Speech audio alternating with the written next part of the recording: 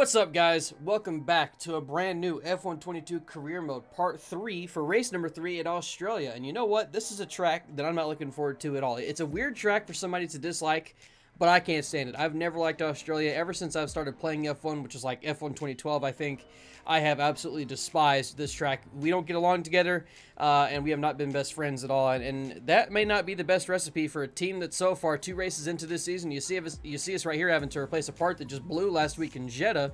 This is maybe not the best recipe for a team that's already had some disappointments in the first 2 races of the season. We had Piastri, DNF, and Bahrain, and then I wound up getting turned on the last lap by Mick Schumacher, and then in Jeddah, we had our engine blow on the last, or on the coming to the last lap actually. So it's not been a fun season so far. So hopefully we can turn it around in Australia. But there you see the point standing. Still only 4 teams that have not scored points this season, and we are unfortunately one of those teams. Sainz leading the points very early into the season. By the way, he's had a fantastic season, or he's had a fantastic start to the season in the first 2 races.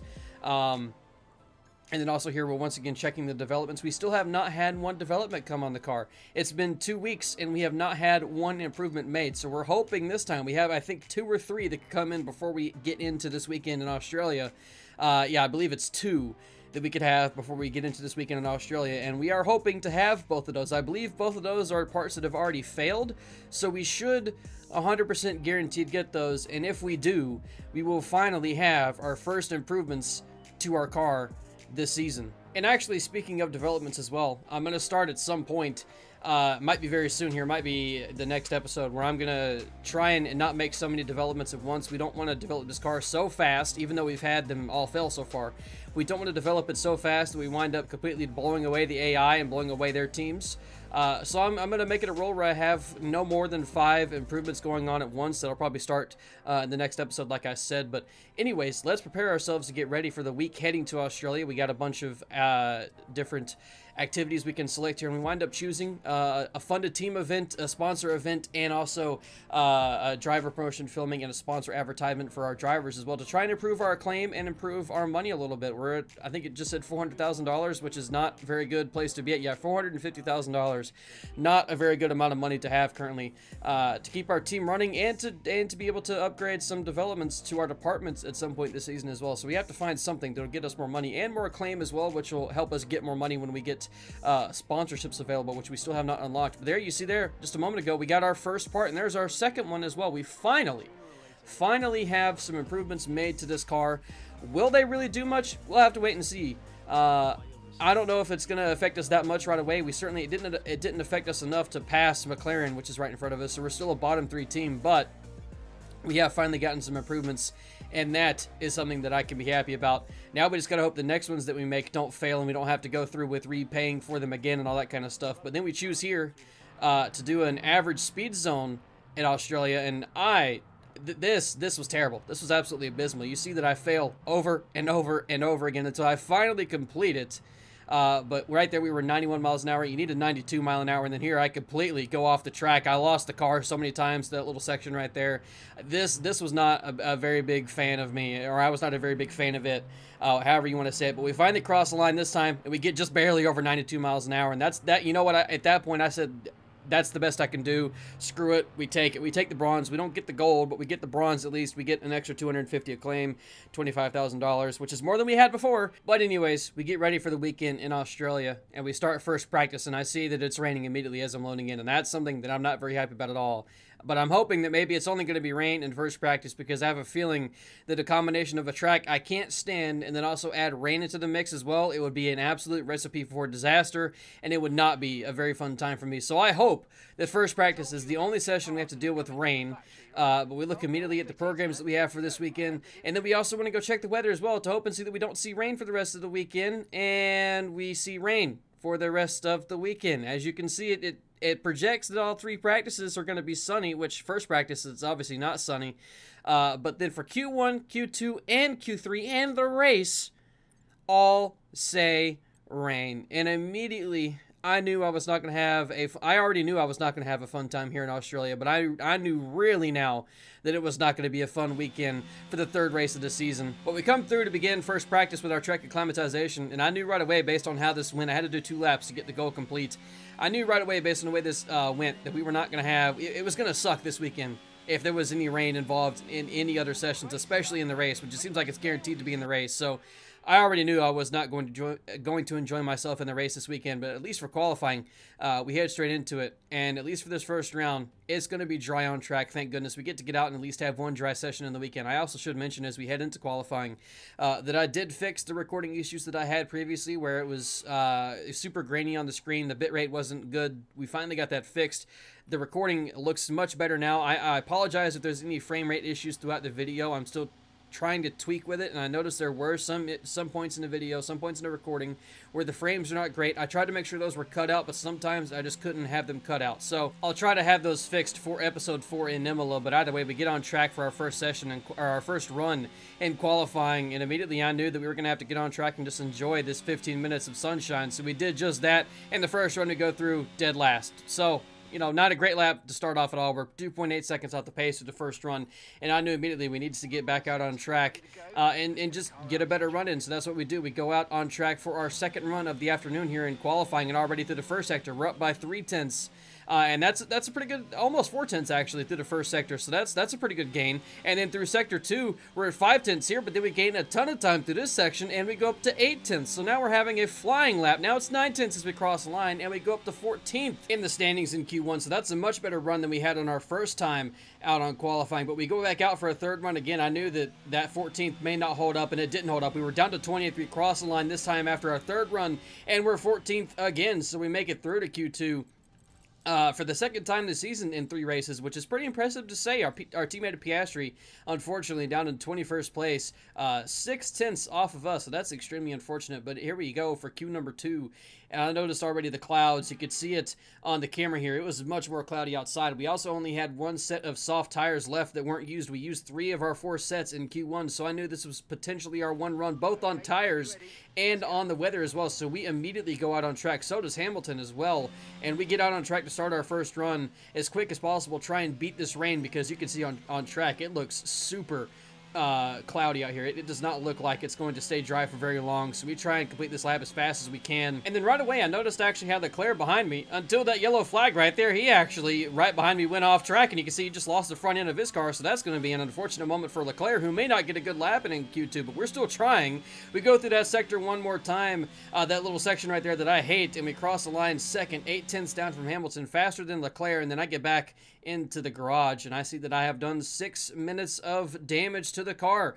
I went over the curb so aggressively that I did underbody damage to the car. That leaves us only with 3 minutes left in the session to get another run if we even wanted to in the first place, which we don't, because you can see here clearly on the camera, it's now raining. Our first lap is set in stone. We can't go out on track and get a faster lap, so we just end qualifying right there, and we actually make Q3 for the first time in the 3rd race of the season, in the 3rd race of this team's ever existence. We make Q3. I am incredibly surprised with that. We wound up beating Norris, Ricciardo, Leclerc into Q3. We just wound up getting our huge shot with that rain there. And we pretty much lucked into it. That's the way that I'll say it, is we straight up lucked into getting into Q3. But you know what? It doesn't matter how you got there. It matters that you got there. And we are in Q3 for the first time this season. And we go out on track for our first run in Q3. It is raining. I know that we're not going to get a very good lap in, but I still try anyways. I want to get maybe better than 10th. Then we cross the line, and we're 6th of 6. So, obviously, we're probably not going to get any better than that. We try for a second run in qualifying with a fresher set of tires, and we go across the line, and we actually run faster than Lewis Hamilton. So I thought maybe we have a shot. Maybe we can start higher than 10th. Nope. We still wound up 10th. But you know what? We made Q3 for the first time ever in the team's 3rd ever race of existence. We'll take that. That is nothing to be ashamed of. We'll be proud of 10th place no matter what, even if it was last in a round of qualifying. But now it is time to head to Crofty to get us ready for the Australian Grand Prix. It's race day here in Melbourne as we continue with what could shape up to be one of the best Australian Grand Prix ever.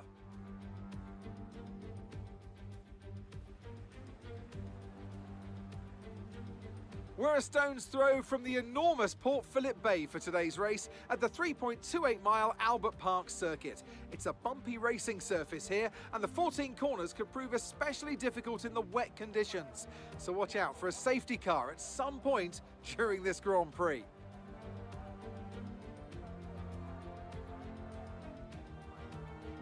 So with the race not far away from starting, here's what today's grid rundown looks like.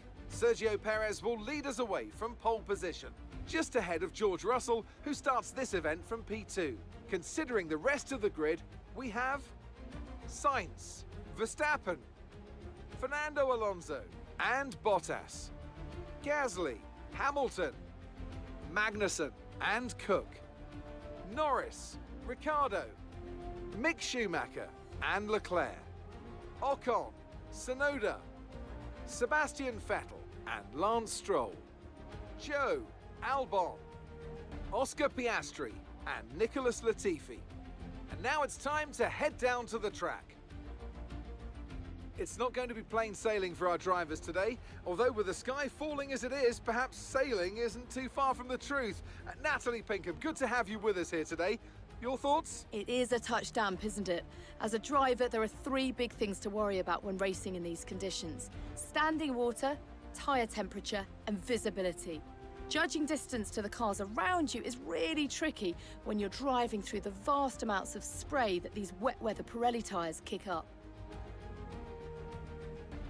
So then, it is time to begin our team's third ever race of existence, and it's unfortunately also raining as well, and we're on the full wets this time, and it's projected to be raining for the entire race, so we go ahead and add a little bit of fuel, which I would find out later would be a big-time mistake. In previous games, I remember that you would use higher RPMs in the rain, so you would always run out of fuel faster, and now with the not using the other fuel modes, I thought it was a good idea to add fuel. I discovered later that it would be a bad idea, that would not be what we wanted to do at all here. But we get ready for the formation lap, and all we can really hope for at this point is we're starting 10th. All we can really hope for is just to not finish outside the top 15, I would say. I would say maybe top 15 is our goal here in Australia, but with the wets, I think that might be a little bit complicated. We haven't seen how this car drives in the wet weather before, so we're gonna get our first experience of that right here, right now in Australia. The 5 lights begin to count down slowly, and it is time to begin this third race of the season in Australia. It's going to be lights out, and we are underway in Australia. Sergio Perez gets a good launch from pole. George Russell is going to be staying in second place. He has nothing for Perez. Sainz is under attack from Verstappen and from Fernando Alonso as well. They're going to be side by side heading into turn number 1 and turn number 2, and then Sainz gets a snap of oversteer, forces Verstappen to back out of it, and that makes Fernando Alonso battling with Sainz for the third place. Very early in this race, Fernando Alonso is having a fantastic launch on this first lap. We get past Kevin Magnussen right here, but then he catches us out when we get some oversteer into this very next corner. He passes us right back, and then we go under attack from his teammate of Schumacher, because down this straightaway right here, we see that we can't put the power down. I notice already that the handling is going to suffer massively on this track in the rain, so we're not going to have a very good time today here in Australia at all, and that puts Leclerc on the attack for us already, down to 12th place. We have lost 2 positions in this first and opening lap, which is probably the worst scenario we could have had, but then Leclerc actually has a worse scenario. He loses the front end of his car, has to go off track into the gravel pit, wait for everybody to pass him, so he falls down to last place. That is an awful start, the worst possible start for Leclerc in Australia, but we come through to start lap number 2 of this race, and we're still just trying to figure out the handling of this car. Hopefully we don't allow Schumacher or anybody to pull away from us, but then you see he's now already a second ahead, but we do have a second on Ricciardo currently for that 13th place, so we're really hoping that we can maybe just salvage this race, stay in at least 12th for now, and maybe then try and make a charge on Schumacher if we find the pace. But you can see right there, we just don't have it on this straightaway. I tried to give it a little bit of full beans right there, and the car just did not want to take it. It almost careened me dead left into the wall. Here's Fernando Alonso and Max Verstappen now fighting for that 4th position in this race. They make a little bit of contact with each other. Fernando Alonso so far has been doing an absolute masterful job of defending, and is still in 4th place in this race. He has done a really nice job in that Alpine. Just 3 laps in very early into this race in Australia, and at this point we're still, like I said, just trying to defend our 12th place here. We don't want to lose any more positions. We've already lost 2 on that very first lap, and now we're not trying to lose anymore. Here goes Leclerc with a big dive up the inside, and he actually makes contact with our teammate, and he loses his front left wing plate, so that is a terrible start for Leclerc, who was making up a couple of those spots that he had just lost a couple laps ago. Now has to come to the pit lane to get his wing fixed, and now he's going to be ultra down in last for Leclerc. That is an awful beginning of this race for a championship hopeful this season. The 3rd race of the year not going well at all for Leclerc. It's also not going well for my car's handling. I'm still almost losing it every single time down that straightaway, and now it's allowed Ricciardo to get ever so closer to us. We actually gained a bit of time right there through that section, but then you can see once again on the straightaway, if there's any curve involved, I will automatically bring much just lose traction, and now that's allowed Ocon, who got past Ricciardo, to now come and battle us. And I noticed he got past Ricciardo very quickly, and I'm just going to allow him to pass me very quickly because I have nothing to defend against him. I don't want to put the car at risk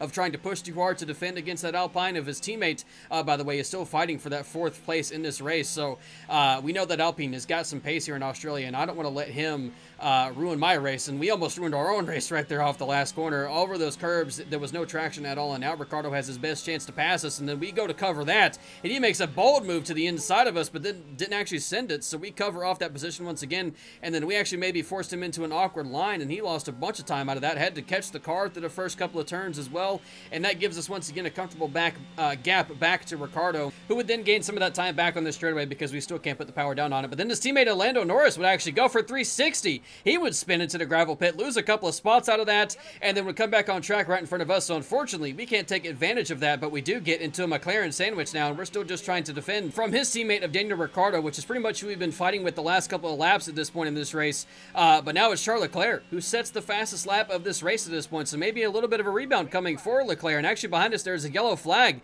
and it's for Sebastian Vettel, who goes for a spin, just like Lando Norris a moment ago. Sebastian Vettel spins right behind us, and then Charles Leclerc, who I was just saying maybe was having a rebound in this race, he's actually out. His engine expires on lap number 10 of this race, and he is out. That is a disaster of a race for Charles Leclerc in Australia. And then we almost lose the car multiple times. Oversteer, understeer, whatever steer you want to call it. We also, as well, we get saved by a VSC. Daniel Ricciardo was going to take advantage of that and get past us easily. Here you see a replay of us just going everywhere, almost careening into the wall multiple times, and we got saved by that VSC. And now the VSC is ending, and we get caught out by the end of it a little bit here.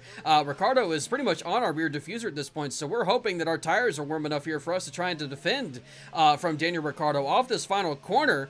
We are trying to just keep it behind us, and we get a huge set of oversteer right there once again, and now I'm thinking Ricciardo is for sure going to make a move on us, but he must have had something happen to him as well, because he did not make any kind of move. And then going into turn number 1, he shows his nose at the very last second, pokes it in for just a moment. I clear that off as I'm already turning in. Don't want to let Daniel Ricciardo pass us, but at this point, I'm starting to wonder about the tire situation because I'm starting to lose grip, so I decided to ask our engineer about it. It could be a risk with the circuit this greasy, but we think the slick might now be the quicker tyre. If you think you can keep it on the road, let's consider swapping over.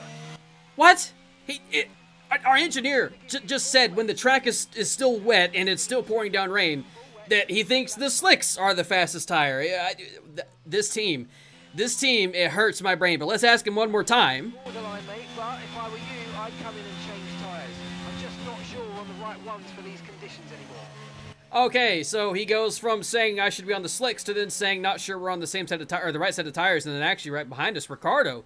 He slides his tires, locks them up, and goes off track. So we have some things happening now. I think everybody's starting to suffer on these wet tires, and you see me right there lose the most grip I've lost so far on this particular straightaway. So I decide immediately that we're boxing this lap, and I switch us to intermediate tires as well. I don't think the wet tires, and our engineer don't think the wet tires is the right tire anymore. He apparently thinks it's the slicks. But we come down to the pit lane for first stop of the day. We just barely get slowed down before the line.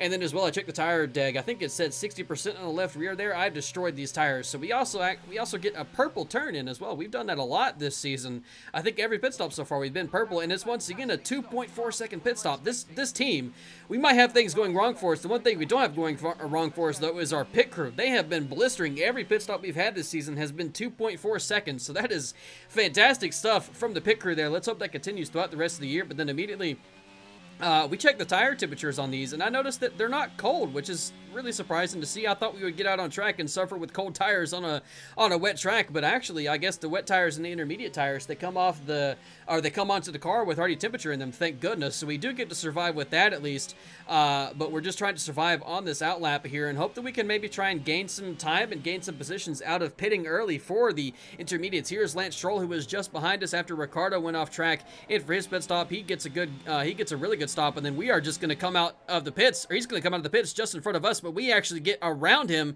because we have the speed and the momentum carrying us into turn number 1, so we do get the position at least held on Lance Stroll for the moment, but honestly, I didn't gain as much time there as I thought I would. I was actually a little bit disappointed with that, and here's Max Verstappen as well.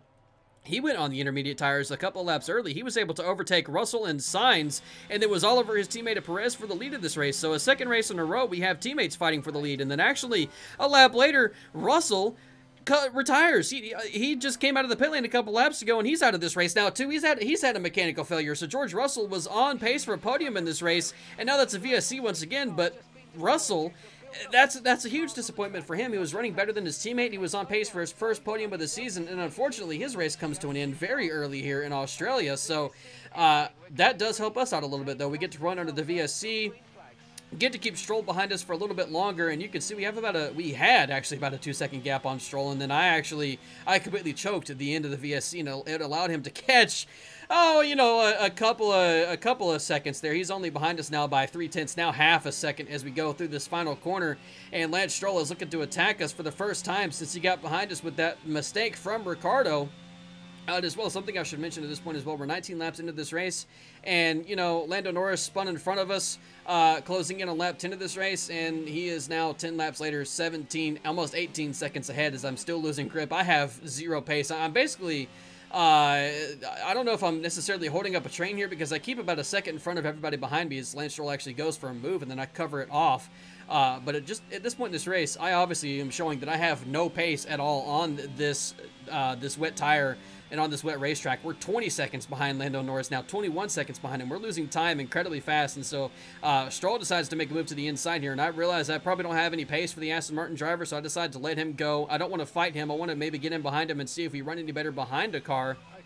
And I mean, I should mention as well, I forgot to mention this earlier, we're on a dry setup. I wasn't thinking about this race being wet when I went into qualifying at Parc Ferme. I put on a custom setup and it drove pretty well in the dry, but I forgot the race was going to be wet. So here we are now, 22 laps into a race where I have no pace. I can't control the car through any of the corners, and yeah, we're realizing it because we're on a dry setup. So I'm not going to make that mistake again if I see a rain race. But as you can see here, we're still just struggling for grip everywhere, and our teammate at Piastri is actually back into the pits now one more time in this race. He had some contact with somebody. I couldn't find out from where the contact was, but he had to go in to change his wings, so he winds up now being behind us in this race. And that's been unfortunate, but he's not too terribly far behind us. He's actually in this group that you can see on the mini-map.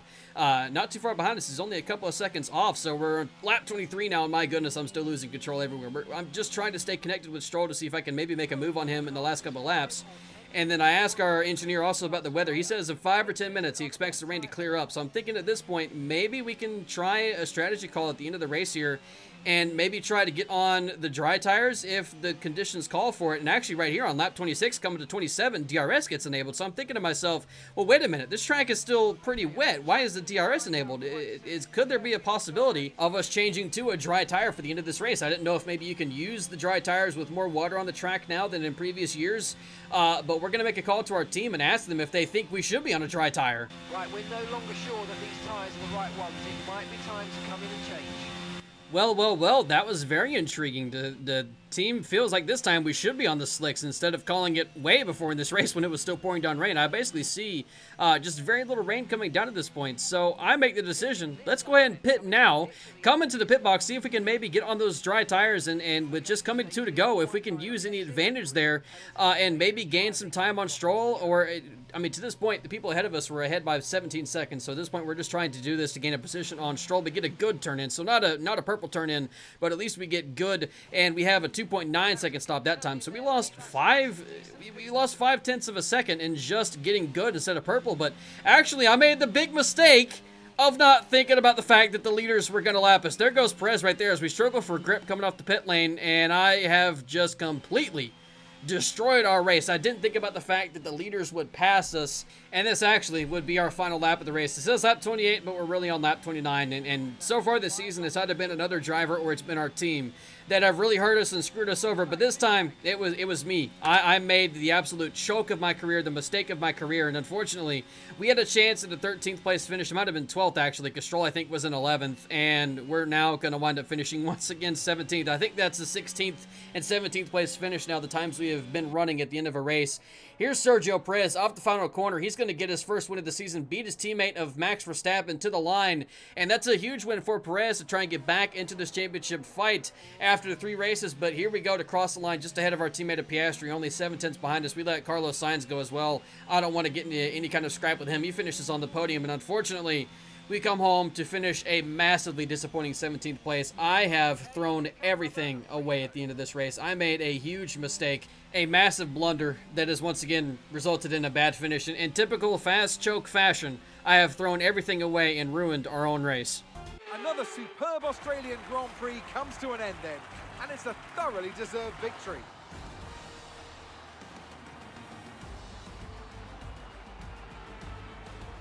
Natalie Pinkham, how do you think they were able to set themselves apart today? I really feel the track layout, combined with the track temperatures we saw today, suited their car. These cars come alive when the tyres are just at the right temperature, and the driver did a great job managing that as well.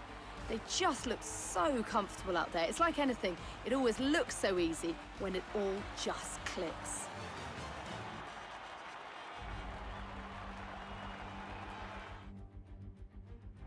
Red Bull are our winners today after showcasing some incredible driving.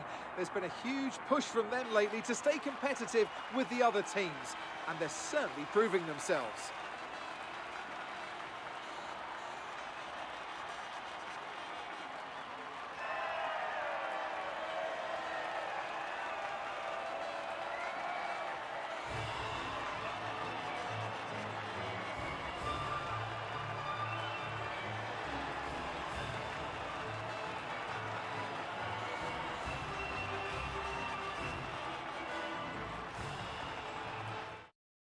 Well, that was about as disappointing as it could get. Nothing with the team went wrong. Nothing went wrong with me having a scrap with another driver and getting turned. I, this time, screwed myself, and we finish a disappointing 17th place with our teammate Piastri right behind us, though. So we at least still finish ahead of Piastri, Leclerc, and Russell also DNF in this race. Sonoda had something go wrong for him at the very beginning. I didn't catch what it was, but he had a terrible finish in 20th as well. But also I noticed Fernando Alonso. He got a top 5, so that's a really good finish for the Alpine driver. He had some fantastic pace in Australia. We did too, kind of, not really, but you know, good enough to at least get 12th, get our best finish, and I completely threw everything away there.